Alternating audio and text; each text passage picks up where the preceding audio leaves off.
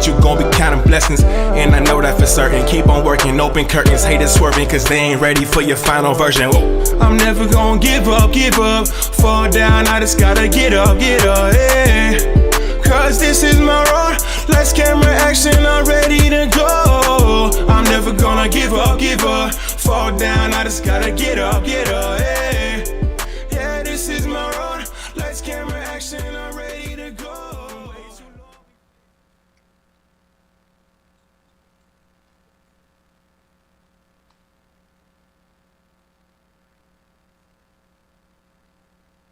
I'm going to jump in. Typically, Nora and Harry would give the station ID, but you're listening to WNHH 103.5 FM. All of my shows are historic in my mind. They're historic and her-storic for his history, our history, her history, the world's history. And today, we're definitely going to talk about the world's history. And history is going to be written about what we've encountered over the last 3 years in terms of infectious diseases. But actually, you could look at global history from the beginning of time and see plagues and diseases and how that has impacted society and our growth and productivity. Today's topic is really current, to say the least. It's current, it's topical, it's immediate, and it's probable. New frontiers in vaccines for infectious diseases. The topic is new frontiers in vaccines for infectious diseases. This is a critical show. Dr. Onioma Obugo is with us, Reverend Dr. Leroy Perry. Dr. Perry is pastor of St. Stephen's AME Church and cultural ambassador to the Yale Clinical Research Program. Reverend Elvin Clayton is with us, pastor of Walters Memorial AME Zion Church and cultural ambassador to the Yale Clinical Research Program. Dr. O, as people refer to Dr. Onioma colloquially, is again associate professor and also at the Yale Institute for Global Health. And I emphasize the Yale Institute for Global Health. We're in New Haven, broadcasting from New Haven and New England, but this is a global show.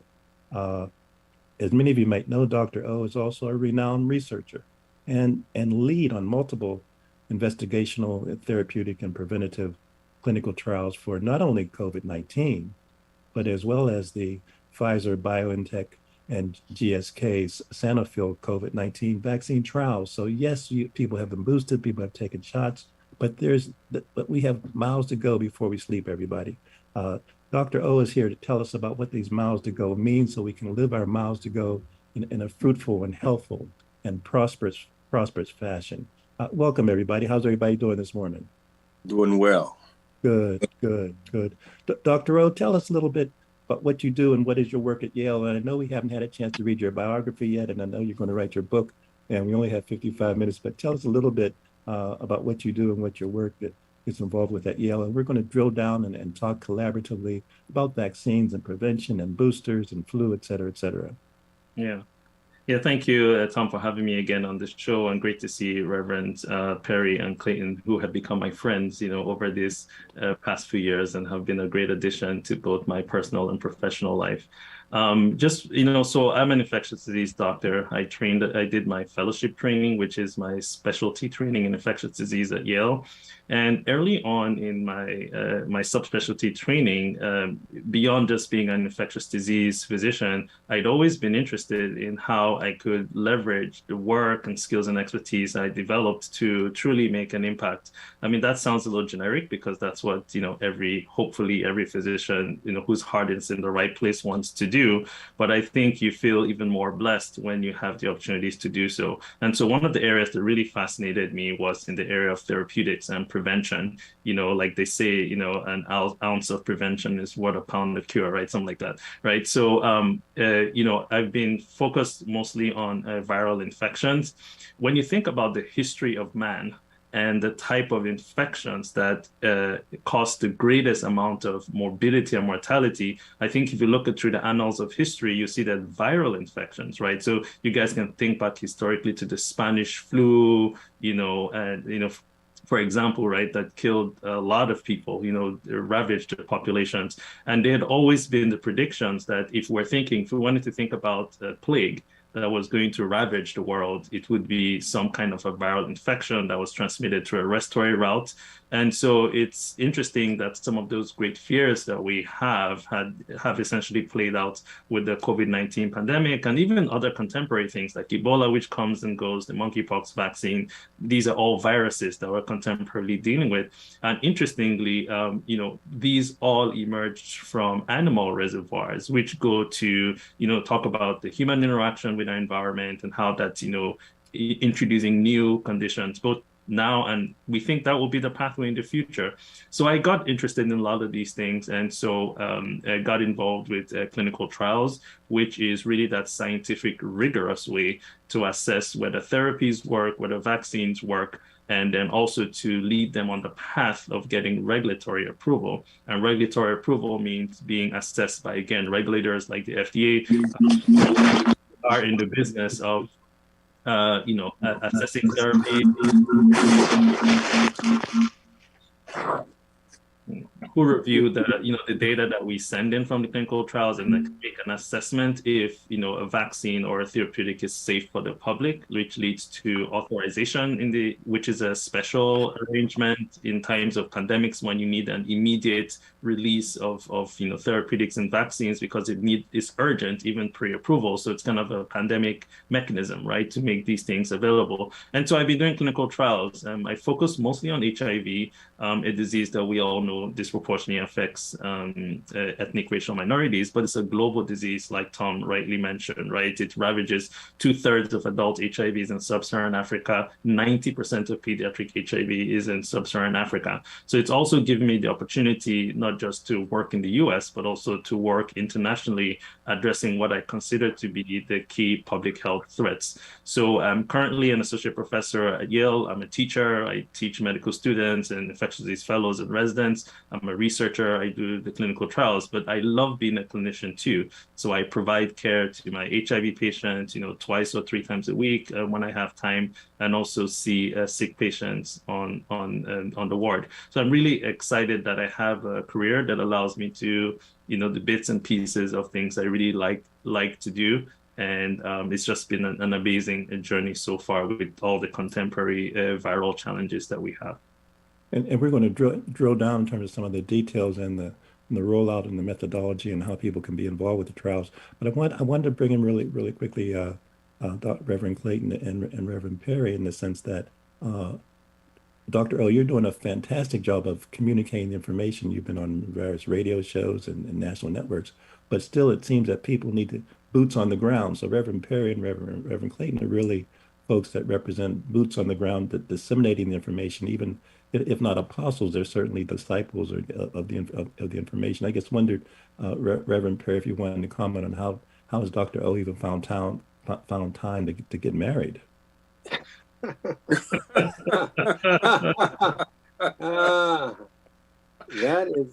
That's a great question. It was a mystery to all of us. He's very close to the vest kind of guy, but he's very decisive. And I was shocked. He even approached me in a kind of surreptitious way. I did a wedding for Tisha and I dropped the rings, and he said to me, "If you were to marry somebody, would you drop the rings again?" And I said, "That was good luck. That's an African tradition. Kissing it to Mother Earth and raising it back up to God." So just to clarify for our listeners, you were able to kind of officiate for the wedding for Dr. O, is that correct? Yes. Yes, that's great. Dr. O, and we want everybody can kind of weigh in here. And you've referenced the critical historical and historical importance of vaccines, but just I don't want to leave this point about how, particularly in terms of African Americans, how it's so important, and then the role of clinical research. Dr. O, just say a little bit more about that, and I'll invite Reverend Perry and Reverend Clayton to join in as well. Yeah. So there's a very important comment I'd like to mention. I think, and I think I probably heard it, on a program with Dr. Fauci, who's become a household name, is that we would like people who participate in clinical trials to look like the people who suffer a disease, Mm. That's very powerful, right? So if we have a disease that disproportionately impacts people of color, you'd like that the trials and the therapeutics, not just on the back end, which is the when the trials are done to try and figure out what works, and then on the front end, that when these are approved, that they're also available to Mhm. individuals that are most impacted by disease. I think it's such a powerful, powerful statement. So I think that, again, one of the reasons I do what I do is, just that passion to deal with diseases that disproportionately impact, men and women of color, and hoping that, through our work with clinical trials, that we can always sensitize individuals. Because one of the commonest questions we get when there's a new drug is, does it work for people like me? And the Mm. only way we can answer that question is if people like you were involved in the clinical trials. Mm. 'Cause the question is, does it work differently by racial lines and other things? Sometimes the mix of underlying disease conditions we have. So, for example, an immune compromising condition like HIV disproportionately affects men and women of color, so that you want to have those answers ahead of time when therapeutics and vaccines are available. And we all know the history of clinical trials. I think there's, in the backdrop of all the historical injustices, we know about Tuskegee and so many other scientific experiments that were done in very unethical ways, and intersected with like almost a slavery mindset, and the inferiority of one race to another that fed into that. And I understand that that has bred suspicion over time, and also really dealt contemporaneously with all the issues that we're dealing with as a society now, that again, where people feel disenfranchised, not valued, treated differently, not respected intrinsically just by virtue of a characteristic that they have. So in this milieu of society and history, it's been challenging, but I think that the word we need to continue to get out there is that, if we don't participate in things, if we sit on the sidelines, then we stand to even make a bad situation worse, because we don't tend to benefit from these things. And science has been great. Science has contributed to huge advances in things like life expectancy. We keep seeing that creep up, although we took a hit with COVID-19. And these owe to great treatments for so many diseases, killer diseases like viral infections, like cancers. So, the future is brighter. The predictions are the first group of people who are going to live to be 150 are born already, right? Which is a projection, scientific models that, based on just the advances in healthcare and environment and all those, there's still huge challenges, but that we may be able to even experience much more greater gains in life expectancy. But we need to carry everyone along, and that includes everyone, regardless of the color of your skin, regardless of your place in society, and that's kind of what we're all fighting for. Excellent. Dr. O, just before I ask you about the new booster for COVID-19, because people have been hearing about that, I guess wondered, Reverend Perry and Reverend Clayton, both of you have participated in trials before, so let me give you a chance to testify a little bit about why you decided to do that, to participate in trials. Testify, Reverend Perry, testify. Well, I just want to say how much we appreciate Dr. Onyema, because it is not often that minority populations get the opportunity to hear directly from the research persons and to be able to collaborate with them and to help with the recruitment. And I think that just goes to show you the one-sidedness of this whole medical world in which we live. If the pandemic taught us nothing, it taught us that there is a great divide. And how do we break that divide? How do we somehow change outcomes? And it's only because of the outreach of Dr. O in terms of the Pfizer study that we were able to help with recruitment and be participants at the same time, which is a beautiful thing. And so, it's an ongoing dialogue. It's something that we have to work at in terms of messaging, in terms of getting the word out. And, Dr. O mentioned the bigger picture. And the bigger picture is, it's not just, America saw disproportionately how these diseases affect people of color. But it's not only in America, it's all over the world. And we need to bring attention to that. I mean, in Haiti, in Africa, where they don't have the medical resources that we have to somehow realize that this affects all of us.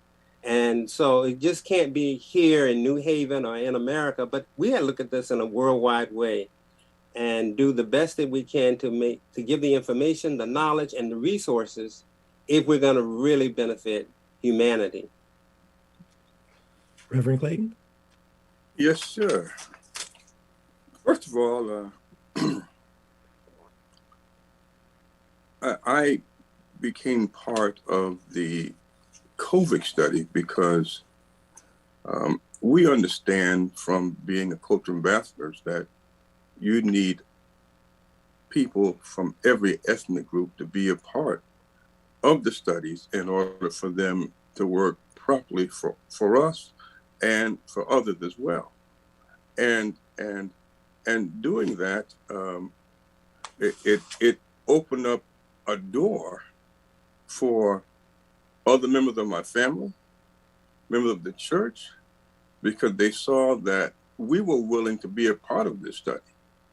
And not only were I part of that, but today, when we finish this show, Dr. O, I will be a part of the flu vaccine that you'll talk about later. These things are important because people of every population, people of different age brackets, need to be a part of this so that these medications will work properly for all people. Excellent, excellent. Dr. O, there's so many questions I want to ask, and we only have like 40 or so minutes, but excuse me, but talk to us a little bit about the new booster for COVID-19, because I've been reading something recently that people are still reluctant to do it.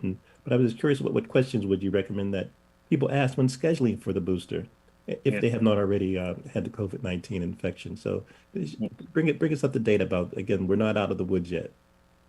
Correct, absolutely. And I think I want to double down or triple down on what you said. We're not out of the woods yet. And some of the indicators we're seeing are twofold. One is it appears that other parts of the world tend to have signal what will happen in the US, and currently in Europe now, they're having an increase in COVID-19 cases and hospitalizations.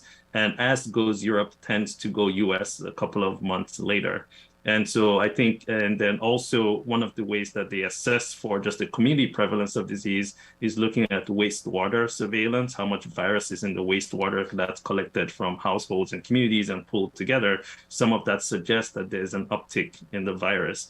And we know that the fall and winter are coming, and that's the perfect time for viruses as people hunker indoors more than, some of the warmer months, et cetera. So, and we're already seeing a rise in influenza cases week on week, which also suggests that it's respiratory viral season. So why are we still talking about boosters? We're talking about boosters for two main reasons. One is that immunity wanes, which means whether you catch the virus and get the infection, or you got a vaccine, and or both, that immunity you have wanes over time.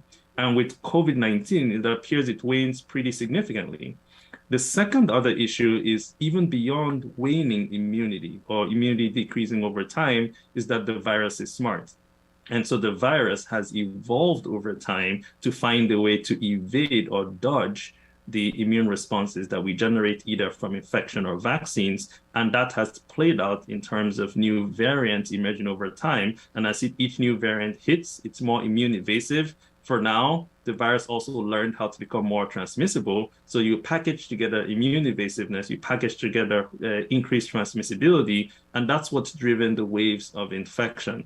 Interestingly, we're already seeing a new, so the current one is the BA4 or 5, which is predominating currently in the United States. There are newer variants that are being seen worldwide. It appears that the virus is still evolving and still building evasive mechanisms. For example, there's a BA4.6 now that's actually out competing the BA4.5 and is making up a little under 15% of the new surveilled cases. So again, we're very concerned about what the fall and the rest of the fall and winter will look like. And so the new generation of vaccines have played on some of the early data we have. And so the new vaccines are called bivalent vaccines, which means that they cover two different strains of the virus. So they cover the current one that's circulating, the BA4/5, and it also covers the original or circulating strain. Because there's a new term we're using in the vaccine field, which is breadth. Breadth means how broad or what's the diversity of viruses or strains that you can cover with a vaccine. So what these bivalent vaccines bring to the table beyond just boosting, so intrinsic with the word means it boosts your immune system, but it also allows you to have a breadth of immunity against both past and current variants. So while we watch to see what happens in the future, this positions us best when immunity is waning. Given a new vaccine to boost immunity and boost an immunity that can offer cross protection against at least the variants that have emerged to date. So, the data is pretty clear from, animal studies and some of the early, what we call immunogenicity studies, which is looking at people's immune responses to the vaccines, that they should work well. A lot of the studies we did, were based on the BA1 or the original Omicron variant. They were not based on the BA4 or 5. Some of the data is extrapolated, but we hope that it should hold up for what would be a winter surge of viruses. The only thing I would like to add is that, again, we've seen with prior boosters, I think there's a little bit of booster fatigue going on. And, in the US, still about 30% or less that have received boosters. And when you look at the racial ethnic minority mix of people receiving boosters, Blacks are trailing behind every other race and or ethnicity with regards to booster uptake. So again, we really want to get the word out, to position yourself best for the fall and winter, especially if you're immune compromised, especially if you're older, if you're a racial ethnic minority, you have comorbidities, you really want to go out to get your flu shot and get your COVID booster, what everyone's calling your flurona vaccine, right? So get your flu and a corona vaccine ahead of the fall and winter. And can I say something, Tom? By all means, please. So, Dr. Here's I think one of the crux of the problem that we're having. When I talk to a couple of people about the vaccine boosters, they tell me, I don't need them because the COVID-19 is no more than catching the flu or a cold, and our bodies will immediately adjust to that. So why should I need to take it? And then we have the boosters, and now we have a vaccine for the flu. So now you got people up saying, which should I take? Young people say, I don't take flu shots.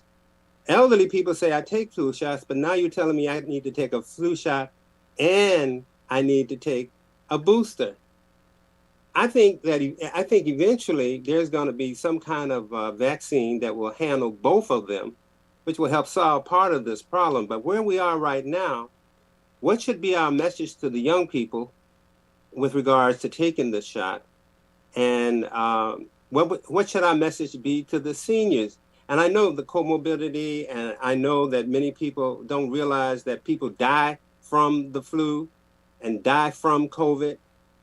So help us maybe package this in a way that we can make it simplified to show the importance of why each of these are important at this particular time in history. Yeah, thank you, Reverend Perry. So here's what I want to say, that, getting the vaccine, getting immunity through the vaccine trumps getting immunity through having the infection itself. And here's some of the reasons, beyond all the things you're rightly mentioning, right, is that, two things worry me. One is that there are complications that tend to occur weeks to months and maybe, years after people have had COVID that we're only beginning to understand. So one example could be that we're seeing higher incidence of blood clots, for example, right? At some point, we saw even high incidence of mental health disorders in people who recovered from COVID, which could be multifactorial, right? It may not just be the virus, it could be the long hospital stay, it might be fear, anxiety that followed it, the isolation stigma. We can list all the things that contribute to that, but we don't know, to what extent COVID also contributes to that, right? We've seen some suggestion of injury to the brain that occurs, even at the subclinical level, right? So I think, some of us are saying that even if COVID ended, science will still be doing long COVID for the next 5 to 10 years, because I think we still need to fully understand that, what infection, does to individuals and what the long-term effects are. I think the estimates are that there are millions of Americans now who recovered from COVID who still have not been able to go back to work or cannot return to their pre-illness level of functioning, regarding to their occupation. So, getting the infection, even if you have a mild syndrome, doesn't mean you're out of the woods at all. I think there's still so much more, for us to understand about the long-term harms of the virus. So I always want to encourage and almost chastise, it's a strong word, everyone to, again, the pathway to getting immunity through the vaccine trumps getting the infection, because beyond, that syndrome, that there still could be long-term effects that may affect your overall health for, weeks and months and years to come. Dr. O, one question here. People say that like you mentioned, the blood clots. I think what people need to know from you is how safe the vaccine has been in terms of people suffering from the vaccine itself. Yeah. Because the rumor is that, like, for example, the Johnson & Johnson one, that people were getting the blood clots. So people say, well, I'm not taking it because even if I take the Pfizer, I may get the blood clot, or I may get some brain freeze or whatever. But as an immunologist, you ought to be able to tell us how safe these vaccines are. Yeah. So that going forward, that maybe some of the hesitancy will not be there if we know that they are effective. And I know they are, but coming from me, it's religious. Coming from you, it's scientific. And we kind of need both, because we are realizing that, some society, listen to the religious more than, and I think we need to meet everyone at where they are. Yeah. So, my answer is just math.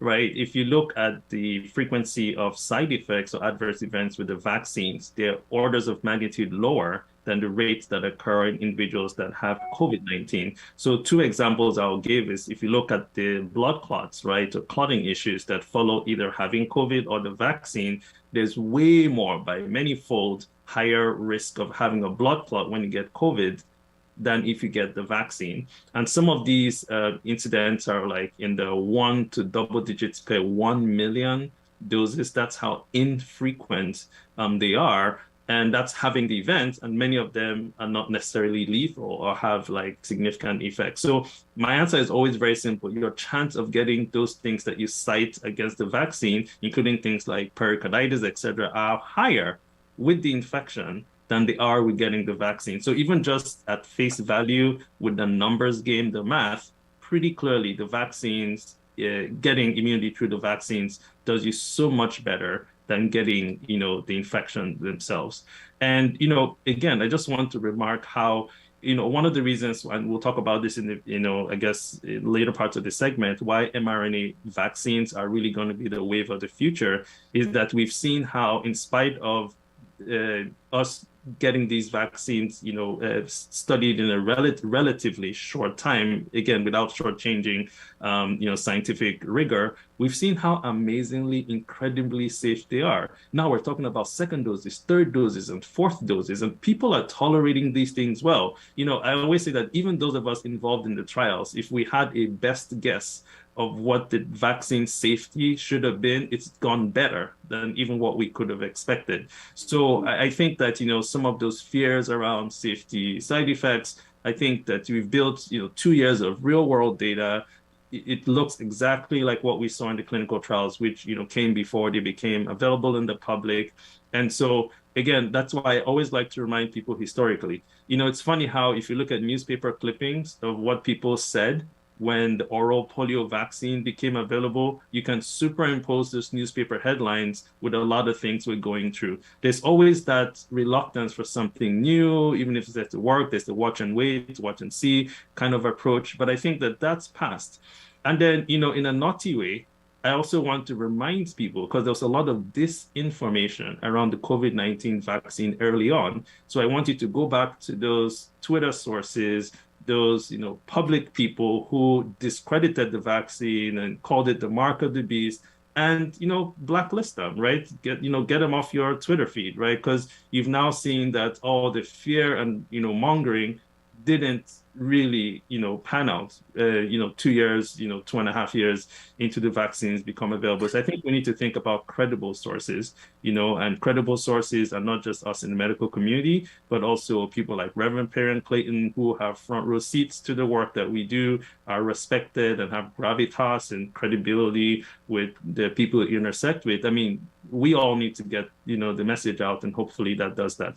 There's another question you said, Reverend Perry. I just wanted to mention that it's, regarding mixing the vaccines for respiratory viral illnesses. Vaccines are virus specific, right? So, flu vaccine is for flu, COVID vaccine is for, the SARS-CoV-2 virus. But we are able to put vaccines together. We do it already with measles, mumps, and rubella. It's all in the same shot, but you're covering 3 viruses. With diphtheria, tetanus, pertussis, the Tdap and DTaP vaccines, we also put them together. So yes, I hope maybe in the next iteration of boosters, I'm sure, and Moderna had actually mentioned working on one, although they couldn't get it ready for this season. But I anticipate in the future, we're really going to have the Flurona vaccines where you can have, 2 viruses in one, and maybe even more in the future as we continue to explore the bounds of, how much more viruses can we control with mRNA technology. So that's hopefully in the future.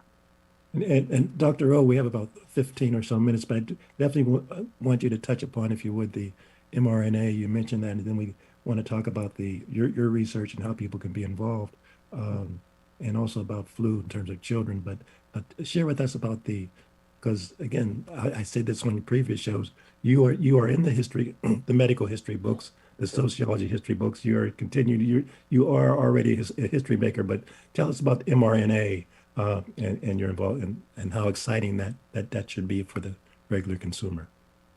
Yeah, exactly. So really just to break it down in simple terms. So mRNA is just like a code. It's a code you can write using what we call nucleotides, which are the building blocks of proteins, right? So you can create a genetic code to create any structure of a protein that you want. And the reason why that's such a great approach is that it has many applications. So for example, the SARS-CoV-2 virus that causes COVID uses the spike protein. So a lot of people have seen that knobbly matchstick head, projection from the virus that we've seen in all the cartoons of the virus. It uses that spike protein to attach to cells, which is the early steps in causing infection. And so what the mRNA does is, if you can simulate the spike protein, you can now cause the immune system to recognize that as a foreign substance or enemy and attack that. And by attacking that, you can abort that infection process from occurring. And you can do that for one virus, and you can do that for many other viruses. Now, in the field of virology, while we're excited about that, is that there's certain viruses, like the flu mutates more than SARS-CoV-2, let's just say, okay? Another virus is like HIV. HIV exhibits more diversity than SARS-CoV-2, so that even within the same individual, you can have different strains in one individual. So one of the frustrating things, for example, with a virus like HIV that has more diversity than SARS-CoV-2, for example, is you make a vaccine, it works for one strain but not another in the same individual, and that's why they fail.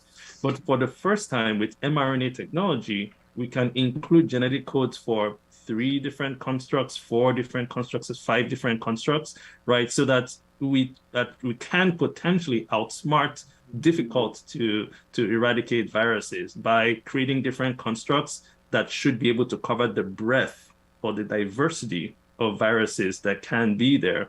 So it's really exciting. So for example, Moderna has done such a thing for HIV, and we're going to hear those results in 2023.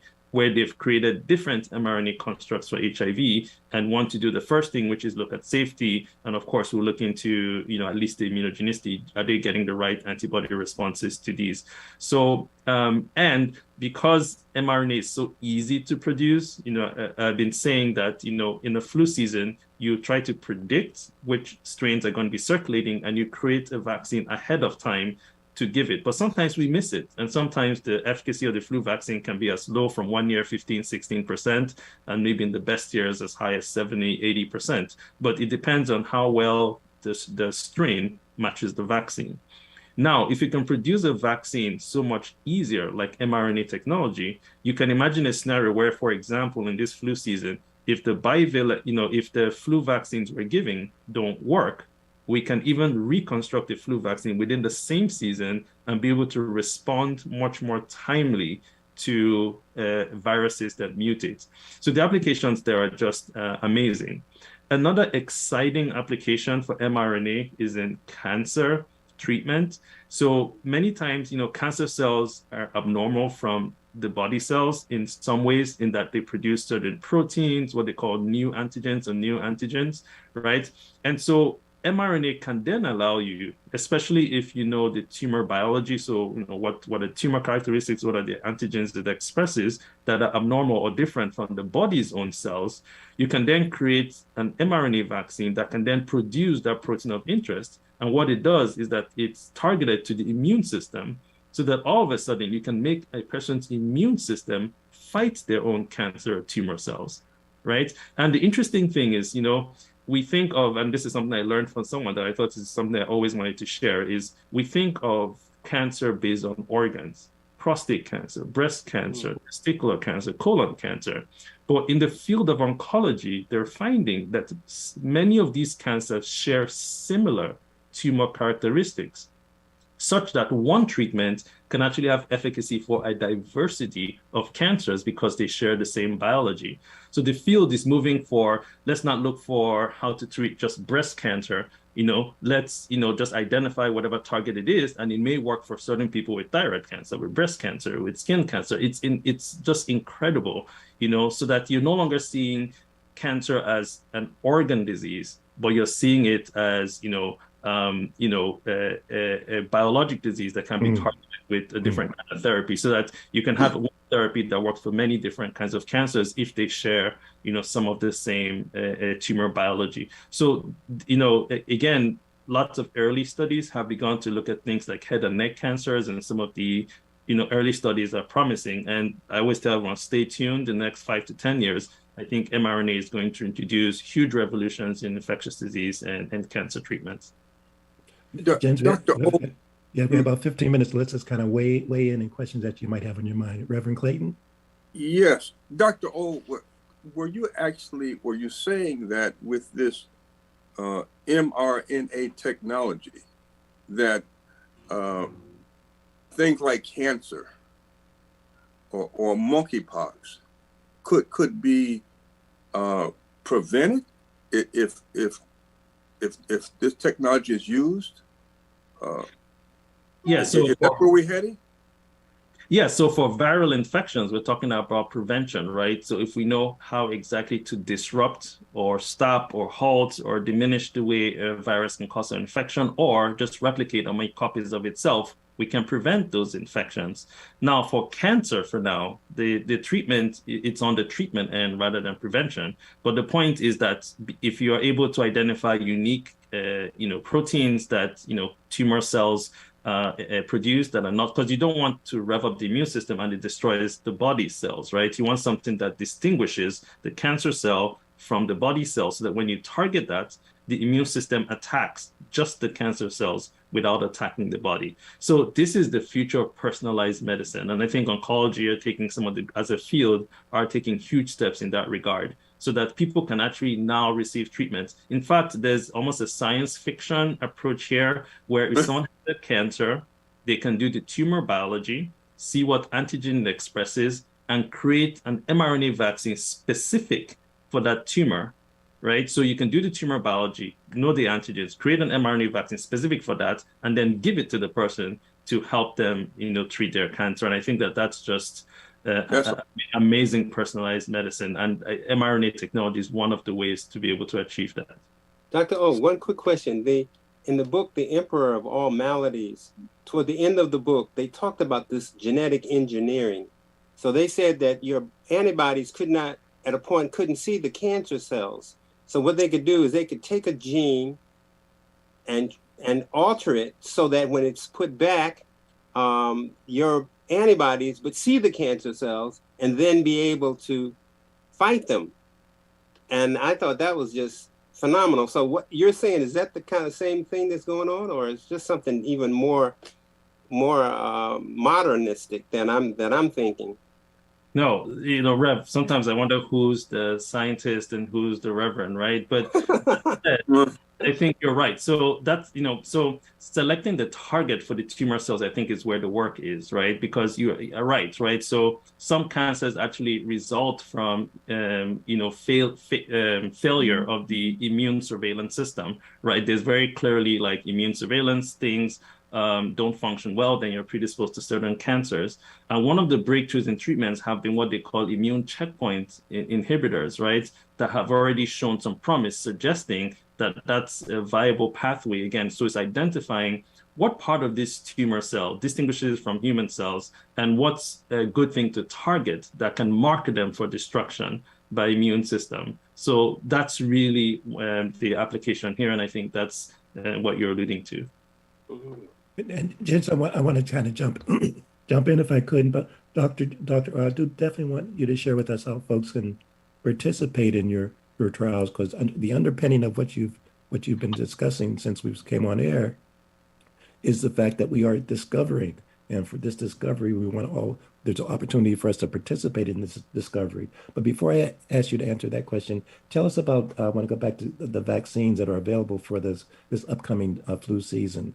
Whether it depends on your age or whether your conditions, just to kind of help to ground people in the fact that there's a war we can fight in terms of bolstering your body and taking ownership of your health. And to do that, there's certainly some vaccines that might be available this coming flu season. Yes. So there are approved vaccines and there are experimental vaccines. So the approved vaccines are typically quadrivalent. Quad means 4. And so what it means, it covers 4 different strains. And typically the mix is that they cover 2 influenza A strains and 2 influenza B strains.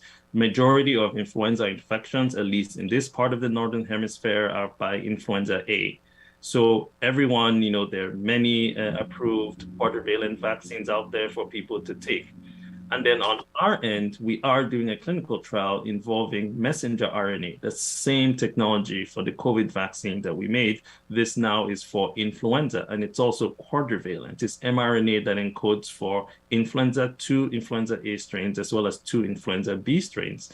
And so what we're trying to do is we want to go head to head with an approved quadrivalent vaccine. And so we'll be offering the mRNA influenza vaccine as well as the quadrivalent. Nobody gets a placebo like we did the COVID-19 study. So everyone who comes in here gets one kind of a flu shot, either the approved one or the experimental one. And we've kicked off these studies in individuals who are 65 years and older, and so who haven't received their flu shot yet, and who are at least 4 weeks or so from any other vaccine that they've received. And so I think this is prime time for anyone listening who wants to be part of our study. Again, you can email us at helpusdiscover@yale.edu. We have 2 phone numbers, 203-737-6372 or 203-737-5058. So again, 203-737-6372 and 203-737-5058. Sometime in mid-November, we will expand the study to now include 18 years and older. So we're happy to make appointments now ahead of mid-November. And I will say that some of our early data that we are aware of suggests that it's able to build a good immune response that compares to, if not exceeds, that of the influenza vaccine, but it's still, again, the approved influenza vaccine. However, again, these are, preliminary data that we have, and we want to, roll out this new study to really look for, the efficacy in a much more broader population. And Reverend Clayton, did I hear you say that you've already, this week, you'll be an official ordained and baptized into this group? Anointed and appointed. 1 hour after the show ends, I will go see Dr. O. Oh, that's fantastic. Jensen, everyone, we have, again, 8 more minutes. Let's just weigh in with questions that might be burning on your heart, mind, and soul. Yeah, so Tom, I think one of the things that we're trying to do is for the people that we help to recruit for the Pfizer study for the COVID, we're reaching out to those people. And I've asked Jackie and Sunday to kind of start a database so that other future studies coming up, getting the word out.